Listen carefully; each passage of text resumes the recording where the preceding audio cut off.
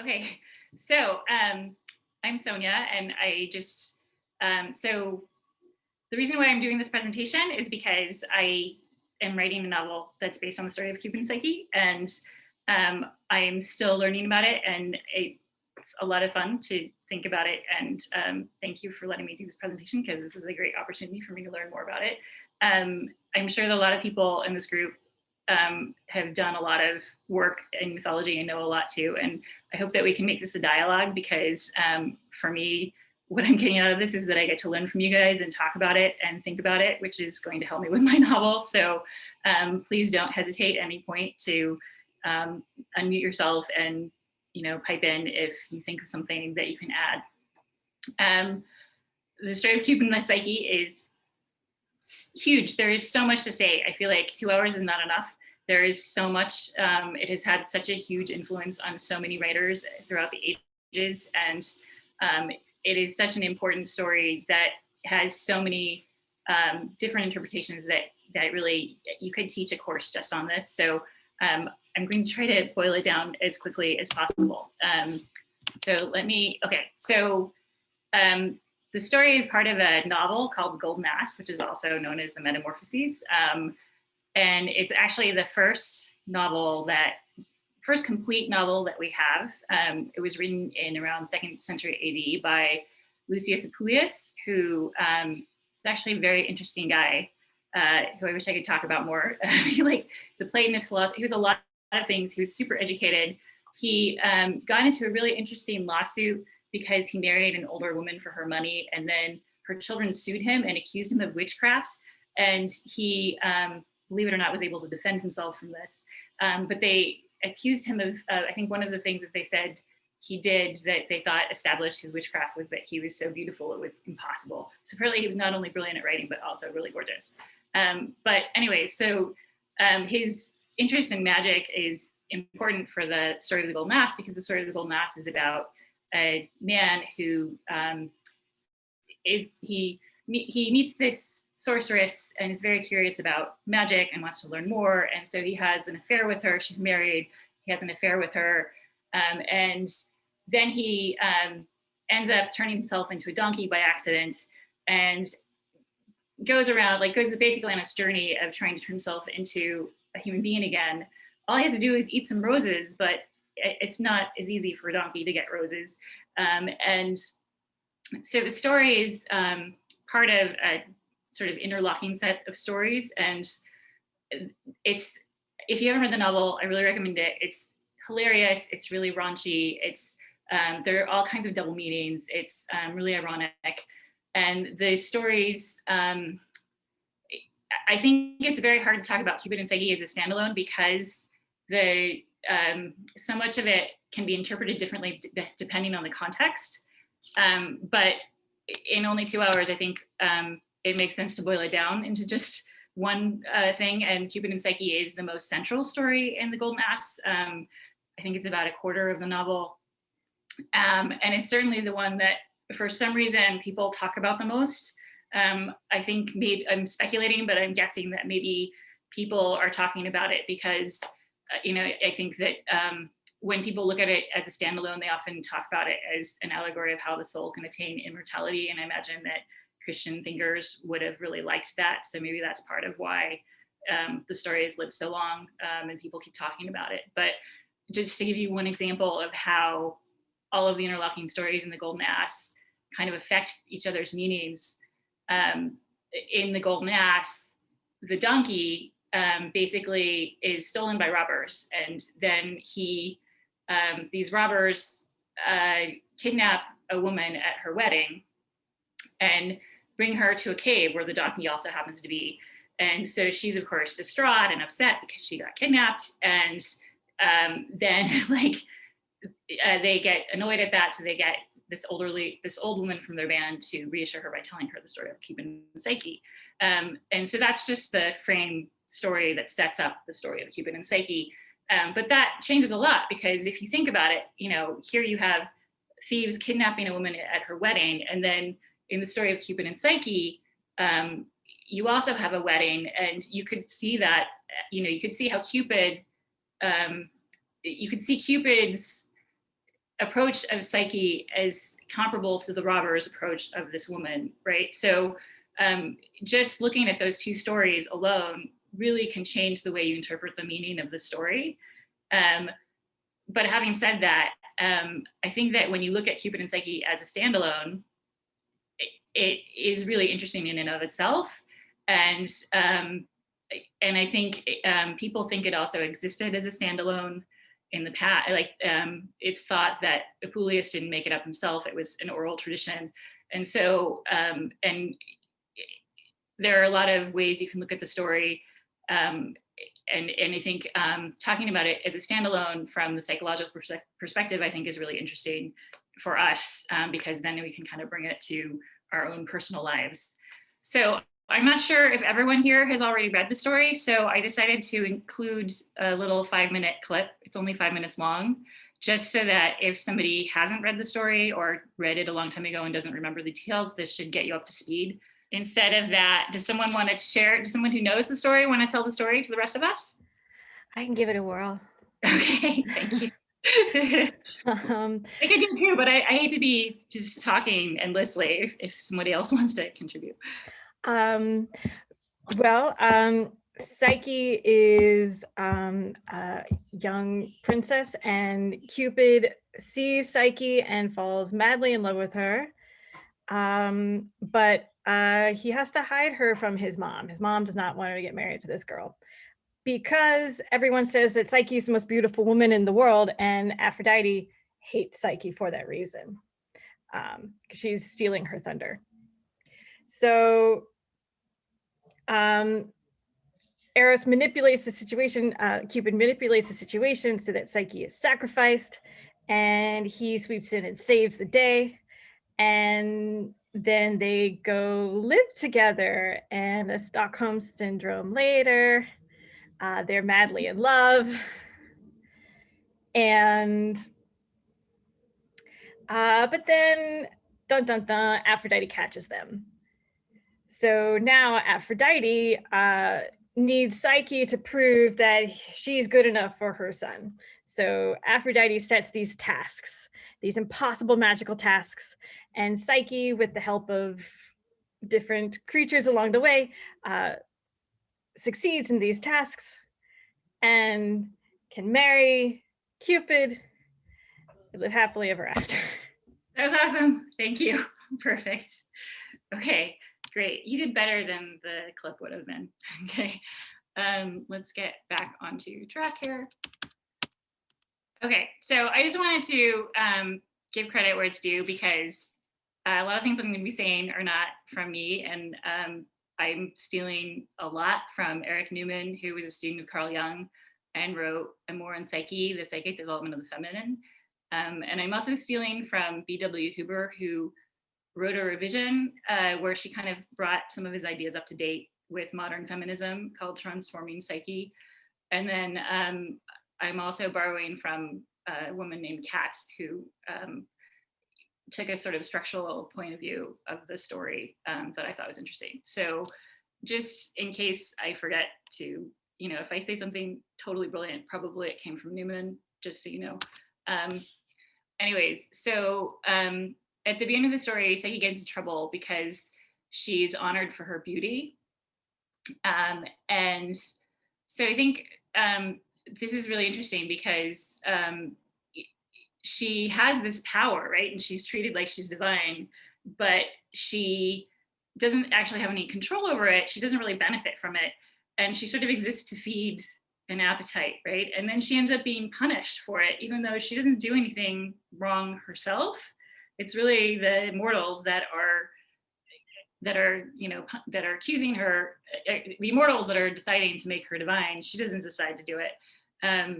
And she says this really interesting thing in the story when they learn from the oracle that she has to go up to the mountain and basically be fed to this beast, right? Her parents realize something is wrong and think the gods might be upset. So they go to an oracle, they ask him, what is the matter? And the oracle says, well, you need to marry your daughter to a beast that men and gods cannot resist. And so they go and do it, and she accepts it. And she says, and her parents are crying, and she tells her parents, oh, you know, you shouldn't cry. It's your fault. It's, you know, we should have cried when people were worshiping me. That was the time we should have been grieving. And, you know, and I should go and have this fate that I deserve, right? And she doesn't even question it. Like, she's not even angry. She sort of accepts it as her due, which I think is really interesting. I don't know, what do you guys think this says about beauty and the way how women are, the perception of women and power? Like, does anyone want to add to that? Do you guys have any ideas of what this says about how women, how beauty and how women in our society are perceived, and how beauty is affected by that, how their beauty affects that? So then in the story, she gets into trouble. Aphrodite is really mad that people are worshiping her like Venus. You know, adding insult to injury, she is a virgin, Aphrodite is not, and this is during a time when being a virgin is supposed to be good. And so Aphrodite tells Cupid, you know, go and make this girl fall in love with a beast.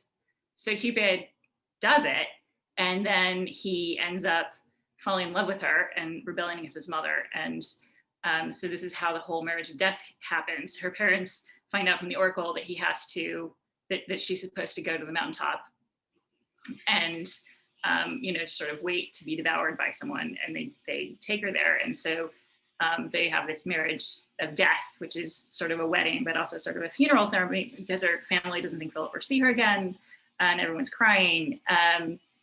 And so this is sort of the sacrificial, you know, the woman being sacrificed to marriage. Is anyone aware of any tropes or any other stories that have that same storyline? What do you guys, and actually this is why, like, I chose this picture. It's a little bit unusual. Usually there are a gazillion paintings of Cupid and Psyche, and most of them have her naked, and most of them have Cupid looking like an angel, or, you know, just looking beautiful and sweet. This one is a little unusual because he looks more like a lesh. If you notice the way he's holding his hands, and he kind of has a lecherous look on his face. And I think that it's, I mean, I think that the whole, you know, you can, you know, you can look at this however you want to look at it, right? Like, but I think that it's fair to say that, you know, he sees this woman, he falls in love with her, and then he orders that she gets sent up to a palace to wait for him. And she's taken there by the west wind. So she is kind of a prisoner, right? Like, the west wind actually carries her up to the palace and leaves her there. And she's sort of a prisoner in this palace. So how do you guys think that this recurring storyline of the woman being sacrificed to marriage affects us as a society, or affects the way we interact with one another when we're dating? Okay, so then the story gets really interesting at the point where Psyche, so basically Psyche has two sisters, and they're both married already. They are her older sisters, and they're married to kings, but they're unhappily married. They're in patriarchal marriages. One of them is married to a man who's much older than she is. And so Psyche is up here in this beautiful palace, and the way the story is told, it sounds like she's mostly really enjoying herself. You know, she's in this beautiful place. She has invisible servants giving her everything she needs. She has, you know, they play beautiful music for her. They serve her beautiful food. She has, you know, she's sleeping with a god, and apparently she's doing really, you know, she seems to be doing really well at this point, right? But she's also in a sort of state of unconsciousness, in that she doesn't know who her husband is, and she's kind of helpless because she's there and she can't go anywhere else. And she also is homesick. She misses her sisters, and Cupid exhibits some omniscience and warns her that she shouldn't see her sisters, but she managed, and he says, oh, if you do this, it'll be terrible for both of us, don't do this. But she persuades him, and since he loves her and he's very sweet, he finally relents, and he lets her see her sisters. And so they come and they visit, and shows her this beautiful palace where she is, and they're very jealous. And then they end up becoming, they end up going, they basically end up persuading her to, they say to her, oh, the oracle said you were going to be married to a beast. If you haven't seen him, how do you know he's not a serpent? And at this point, she's found out that she's pregnant. She's like, and they're like, well, you need to protect your baby. You need to find out what this is. And so she finally becomes worried enough that she does this, and she decides to take a lamp and shine it on Cupid one night against his orders, because he told her that she's not supposed to look at him, and he doesn't want her to do this. And I think if you look at the picture of this painting, you can see how just doing this really changes the dynamic between the two of them. Because up until this point in the story, Cupid was looking at Psyche, and she was a sort of passive person, just doing what she was supposed to do. But here at this point, she takes agency. She's now looking at him. He's now the object of her sight. And in the process of doing this, she is touching Cupid's arrows, and she pricks herself. And so she falls in love with him. And so it's in this moment of her taking agency and being able to see him that she finally, she becomes conscious of him and becomes fully in love with him. But in the same time, she also, the lamp oil falls on his shoulder and burns him. And so he wakes up and is horrified at what she did and says, oh, we can't be together anymore, right? So Neumann thought that the sisters represent, that basically Neumann's interpretation of it is that Psyche was in this state of, she sort of surrendered herself to the masculine when she went to the palace, and she was, sort of surrendering to being devoured by him in a kind of sexual prison, basically. But then her sisters are sort of projections of her matriarchal self that still wants to survive and rebels against this and takes agency in an act of self-defense and insists on this moment of revelation that occurs, right? And in the story, it seems like a really bad moment because she loses Cupid, she becomes suicidal, right? But we know that by the end of the story, everything's going to come around, right? But at that point, it seems like a very bad thing. How does this, what comes to mind as I talk about this? How does this relate to relationships that you've had? I mean, does this sound to you like something that happens in all relationships? Does it happen in some relationships? Which ones, and what kind of relationship do you think it's going to happen in? I think it's good to look at Aphrodite, who's a really interesting character in the sense that she's almost, she's really a villain in a lot of ways, right? She's the villain of the story because she, she's punishing Psyche, and she seems very merciless in a lot of ways, and yet at the same time she is really pushing Psyche into a good direction, right? Like she is helping Psyche grow in very positive ways and learn in positive ways about the relationship. And so Neumann talks about her being a great mother archetype and a bad mother archetype. Does someone want to talk about what those are and how that would reflect on the story? Okay, so the first task that Aphrodite gives to Psyche is that she basically there's some grain and barley, and she tells Psyche she has to put it into order, and I think in a night. So it's like an impossible task, but then the ants come and help her do it.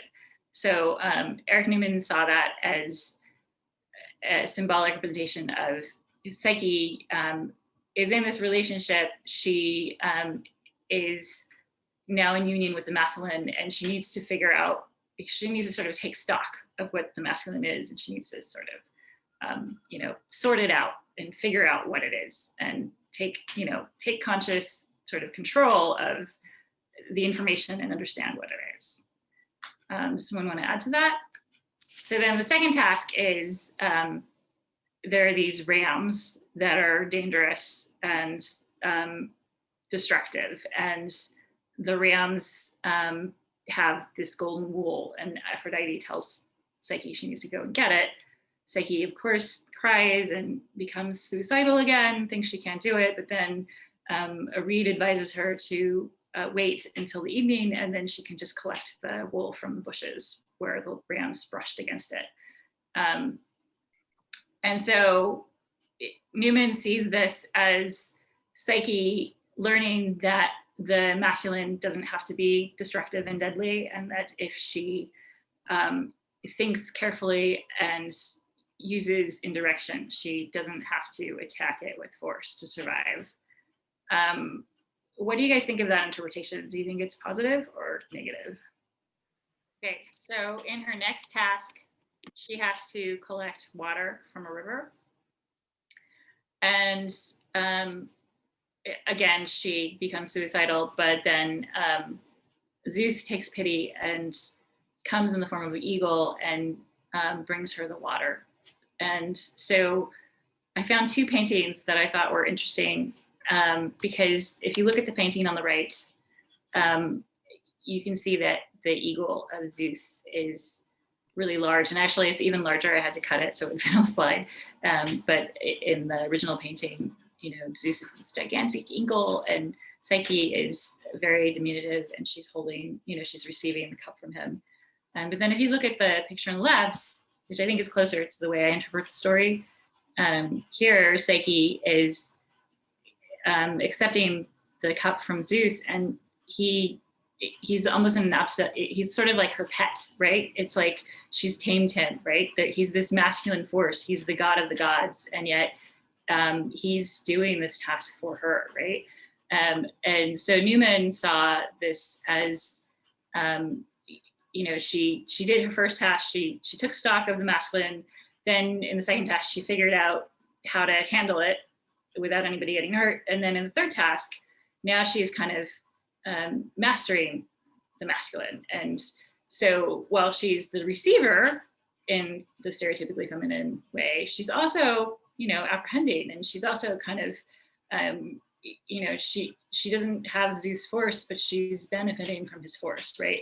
And so, I don't know, what do you guys think of that? Do you agree? Do you think that can happen?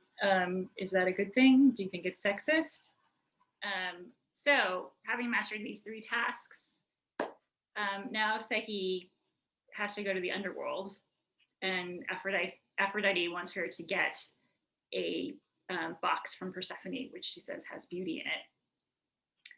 And so Psyche goes to the underworld now, but she is now armed with the information that she, acquired through her first three tasks. And this is sort of a new marriage of death, right? Like the first one was a marriage of death that her parents perceived as, sort of a funeral wedding.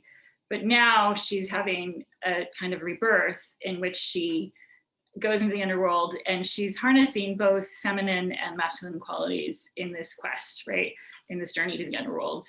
And she has to do a number of different tasks when she's down there in the underworld. I chose this painting because in this painting, there's this man in the river Styx who is begging her for help, and she has to ignore him and not show him any pity, which, like women are stereotypically supposed to be, empathetic. And so she sort of, some of the tasks that she does are, require her to show masculine strengths. And she succeeds at them. She does it. She makes it. She gets the box from the underworld. She comes back up to the world, and then she opens the box. And the reason she opens the box is because she thinks, oh, there's beauty in this. Maybe I can put on this beauty and make myself more appealing to Cupid. And so then it turns out that the box has death in it, and she dies and she fails in her task. But Eros then comes and forgives her, which is this is what that sculpture is she's dead, and Eros comes and he forgives her for having repeated her mistake of being too curious, just as she had in the beginning. And so then this is sort of, according to Neumann interpreted this as a failure of hers, that she failed in her quest, and that this now reunites her with her feminine side and requires Eros to save her in a very kind of stereotypically chauvinistic way, right? That's how Neumann saw it. Huber saw it as her taking responsibility for her own needs and putting Eros in the position of having to take pity. And so she kind of emerges from her task with the knowledge of a separate strength. And Eros now realizes he needs to recognize that he has an attachment to her and that he is responsible for her. And then Katz sort of demonstrated that there's this pattern of stories where women are often prepared for marriage by having to go through arduous tasks. And so she interpreted it as not a psychological transcendence, but actually just an actual passage that the woman has to accomplish through toil. So, of these three, which do you think is the most credible and why? Okay, so I think that the story of Cupid and Psyche is pretty heteronormative, and the imagery around it is really heteronormative. But I also think that I think that you can also have heterosexual couples where there are women behaving sort of more like Cupid and men behaving more like Psyche. And but I don't think that the story maps perfectly onto those relationships, because I think that in a lot of those relationships that I've seen, I think sometimes the men who are in the more feminine role, because they're expected by society to be masculine, will experience some conflict over that, and so it's complicated for them. And I think that in a homosexual relationship, I think you can also have one partner be more masculine than the other, and in the same way, like one of the partners could be take on that more masculine Eros role, and one of them can take on the more feminine Psyche role. But I also think that for homosexual couples, it doesn't map perfectly, because I think that gay couples have different expectations and maybe have more freedom to some extent, because they are not, maybe the expectations of them are different in society, than they're not quite as, maybe that they have a little more freedom to define their relationships because society hasn't quite programmed what they are supposed to be as much. I'm not sure. I guess it depends, but I still think it's even if you take the gender out of it,